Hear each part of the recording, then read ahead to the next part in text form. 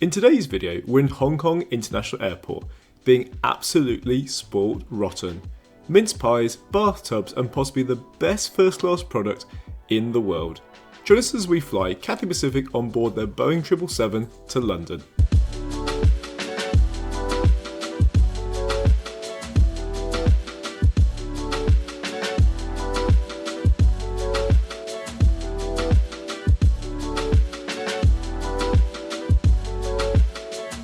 Welcome to the beauty that is Hong Kong International Airport. In today's video, as you know, we're travelling with Cathay Pacific, and not just any product. This probably could be the best first class product there is in the world, and that's because it's a 111 configuration on Cathay Pacific's 777-300. If you're travelling first class or you have One World Emerald status, you can check in at the A and B gates. A and B section.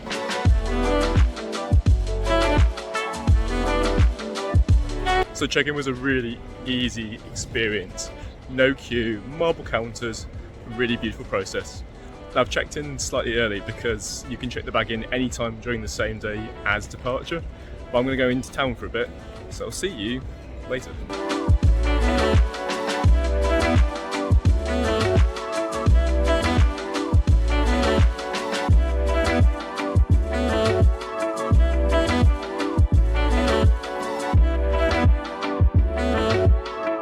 One of the nice things is, because I'm travelling in first class, I get this courtesy slip, which obviously gives me like a much quicker way through the airport. So that was a lifesaver. So there's two channels. You get the courtesy, which is like priority queue, and on the left is crew, and basically there was a whole family in front, and you know how families are, they take a long time. So it's probably there for about 4 minutes and they still were, I don't know what they're doing. Anyway, the lady on the left who's on the crew one took pity and let me through, so thank you so much to her. Cathay Pacific has two first class lounges at Hong Kong, with the closest being the wing, which is only 1 minute's walk after security. As you can see, this lounge is just like mahogany wood, black marble floors. It's absolutely beautiful. The other amazing thing about the first class lounge is the cabanas. And what exactly is a cabana? Besides having a nice place to sit, this private cabana is equipped with its very own bathtub. I know, you hate me. It's worth noting that guests are limited to 90 minutes. That's more than enough time. Cathay Pacific has a total of 4 lounges at Hong Kong, 2 first class and 2 business. It was previously 5. But I will tell you my comparison of all the lounges at the end of the video.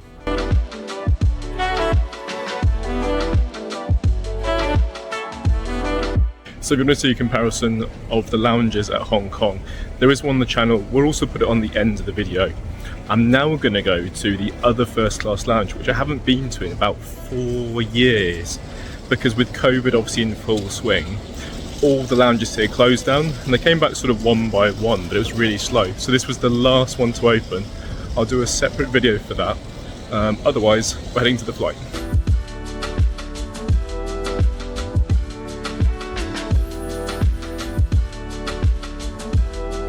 And there seems to be a few changes, because there wasn't a previous McDonald's here, so that is new.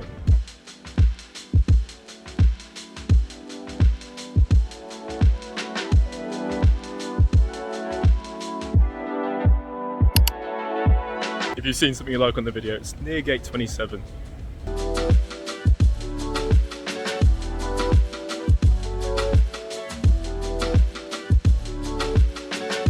I made a mistake this morning. The bus from the airport hotel was like every hour, so I thought I can't be bothered with that. I'll go check the bag in and then I'll go into town, which is great. But I got to the airport, checked the bag in, I wasn't really sure what I needed, so unfortunately my jeans are in the suitcase. So I'm hoping to have a blanket pretty soon, because all I'm wearing is shorts and a t-shirt, and the aircon is strong.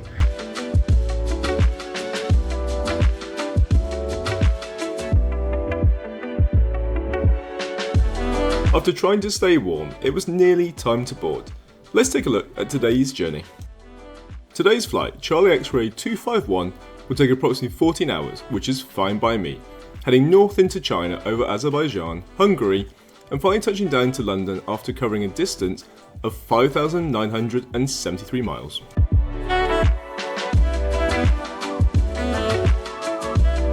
Before we ogle the first class, we're heading straight to the back to check out the 201 economy seats, which are in a 343 layout. The product is pretty new, with a 6-inch recline and a 12-inch in-flight entertainment screen. The economy is pretty generous because it gets an 18.5-inch worth of width and you get 32 inches of pitch, which is very good. However, I'm sitting in the bulkhead, so I get a lot of leg room in front.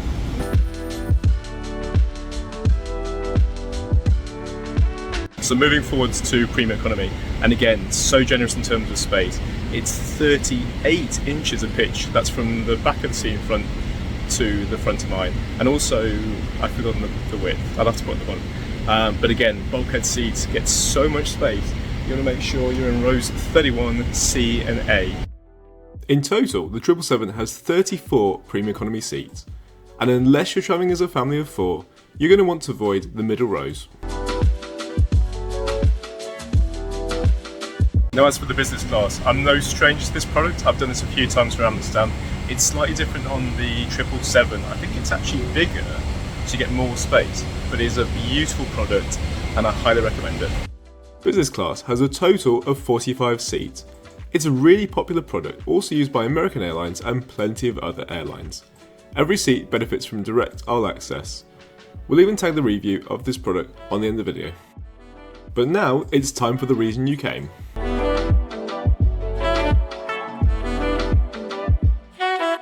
So I'm not going to lie, I'm pretty excited about being in this product, and it is so incredible, the amount of space here. It's in a 1-1-1 configuration, which makes it one of the biggest products in the world, and there is so much space. I will do a proper seat tour once we're in the sky, but in the meantime I've received this beautiful little welcome card, and of course, how could I not have a glass of champagne?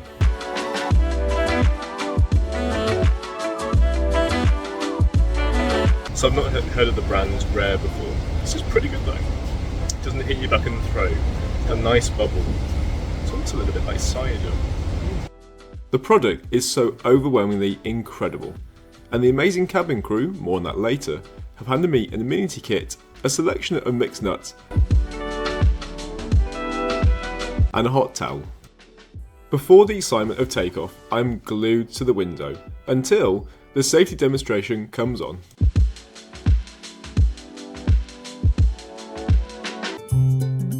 From the moment you begin your journey, we're here to make the experience effortlessly smooth and enjoyable. 請用幾分鐘留意呢段短片. I find the safety video very calming. This was then followed by a tour of the airport and some beautiful in-cabin LED lighting.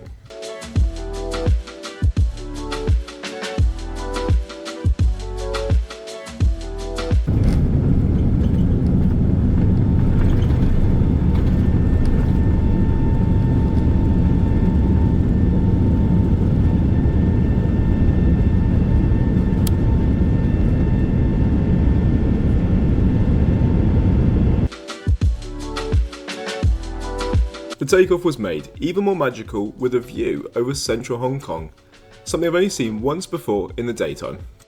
Breaking with tradition, I'm heading straight to the bathroom tour on board Cathay's Boeing 777.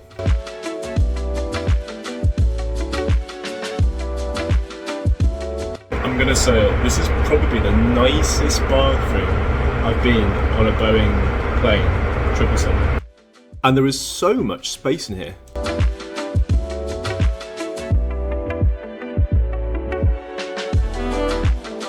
That's far too much silliness. Cathay Pacific's bathrooms also feature these wonderful products from Bamford. And now it's time for the seat tour. So leg room alone, I can't even touch the footstool in front. This is incredible. This is a third of the airplane's width, obviously minus the corridor. And because I'm sitting on the left, there's like a wall. Which means if you want a little bit more privacy, you should definitely sit on this side of the plane. At the very rear of this large wooden side table is where the control for the in-flight entertainment can be found, and also the controls for the seat position. The in-flight entertainment screen is latched for takeoff, but can be released with a push button on the right. It's a perfectly good size by today's standards, and not so far away that you'll find yourself squinting. Cathay Pacific's in-flight entertainment features plenty of content, both locally for Asian audiences and also international. It's also worth noting it has a pleasing design, and they've used the space really well. Unless you fly pretty regularly, there's plenty to watch. The system also has a semi-interactive in-flight map, allowing for different viewing angles. And it was night time, but they've also paid for certain extras, such as the tail cam and one under the belly of the airplane. The seat itself is incredible. It's so comfortable and there is so much room for your shoulders, you'll never feel tight. To start off the meal service, the lovely cabin crew delivered a cute little amuse-bouche in this tiny frosted glass. It was definitely salmon based and a delight to eat. This was followed by a glass of Krug champagne. I am in no way an expert, but wine.com describes Krug as refreshing and a nuanced bitter note. Personally, I preferred the one before takeoff. Whilst the menu isn't endless, there's plenty of choice, and I've decided to try some local dishes. The drinks menu on the other hand is incredibly extensive. Lucky the cabin crew are on hand to suggest something to drink.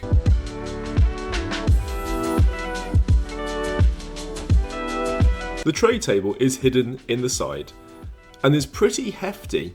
You may need the cabin crew to help you. The second course absolutely blew my mind, because this is the first time I've tried caviar, and I can totally see what all the fuss is about. This came with a few side dishes and turbulence, which I don't remember ordering. To better help you compile the little dishes with the caviar, this comes with a mother of pearl caviar spoon. Just bear with me because it's the first time having this and this is so enjoyable. I was still trying to enjoy my glass of Krug champagne, and I say try because it was just out of reach. There is so much space in this product. Adding to this, I paired the meal with their signature drink, a Cathay Delight, which is refreshing and milky. I then opted for a fruit oolong tea, which was so good I managed to finish the entire and only bottle on board. Good news, I finally managed to reach my glass of Krug. Choices, choices. There is always plenty of bread, so much that I wouldn't be able to eat the starter or the main course. The starter was pretty tasty. Edamame broccolini salad with wild prawns. And this was followed by minced pork with a side plate of lettuce wraps and prawn crackers. 3 courses in and I was really struggling. I was so full, which sadly meant I had to turn down any chance of cheese and desserts. Defeated, I decided the logical course of action was to finish the movie and to attempt to get a good sleep.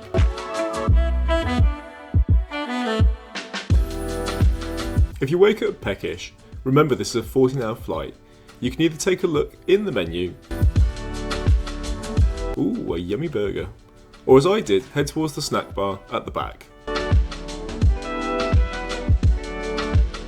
Trying to be a little bit more healthy, I opted for the shiny red apple. After a very healthy 6 hours sleep, the lovely member of cabin crew suggested a wellness drink, pressed strawberry, Fuji apple and lime juice, followed by another refreshing hot towel. Breakfast felt like a banquet, with incredibly fresh fruit. I'm really going to miss Asia. Dragon fruit just isn't readily available or is really expensive in Europe. To follow, I made use of the jam and butter on a basket of white toast. Dish number 2 was insanely delicious. Sweet curd cream with cooked strawberry ragu. So good I was tempted to reorder a second plate. And to finish, the final dish felt very homely. Poached eggs, toasted rye bread and mashed avocado. I was done. Wouldn't want for anything else, except for an orange juice and water for the long ride home. Oh, and a pot of tea.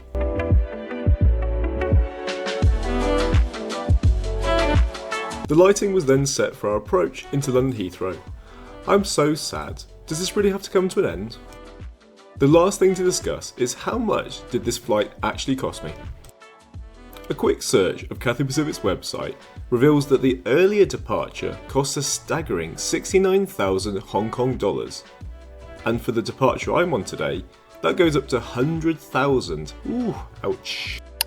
As I don't have that kind of money, I paid using British Airways Avios, or flying miles, which aren't free but were accumulated naturally either by flying or through purchase on the Avios e-store over a very long time, at a cost of 123,750 Avios and £157.60 in fees. All that's left to do is sadly leave what was one of the most incredible aviation experiences of my life for today's conclusion. So the first thing is, Heathrow is absolutely cold, so I need to change, and then we'll do the conclusion. Cathay Pacific has been incredible. This is a product I've wanted to fly on forever, and I never thought I would until I don't even know how I found it. It was a pretty good steal because this product is very expensive, and understandably because it's one of the largest in the world. If you look at Emirates, it's like a 1-2-1 configuration. Cathay Pacific is just 1-1-1, and there is so much privacy for a product that goes all the way back to 2007. As for the food again was really good. A little heavy on the bread side, but every airline does this. Cabin crew were amazing. They were so friendly, so polite. We had a really good chat on several occasions because they've just got the time to do it, and they are genuinely really nice people. Would I recommend Cathay Pacific? There is so much competition, but there's something that draws me back to Cathay Pacific every single time. I know it's the cabin crew, the food, the sea, probably a little bit of everything. And also I love Hong Kong, so it's sort of like a win-win. The travel, the destination, and the lounge was incredible. I definitely want to go on Cathay Pacific again. It'd probably be in business, but that's just good, that's all I can afford. Anyway, it doesn't matter whether you're economy, premium economy, or business. I absolutely love the experience, and I will be trying Cathay Pacific definitely again in the future. Anyway, thank you so much for watching. It's been an absolute pleasure. It's 6 in the morning. I need to get a bus. See ya.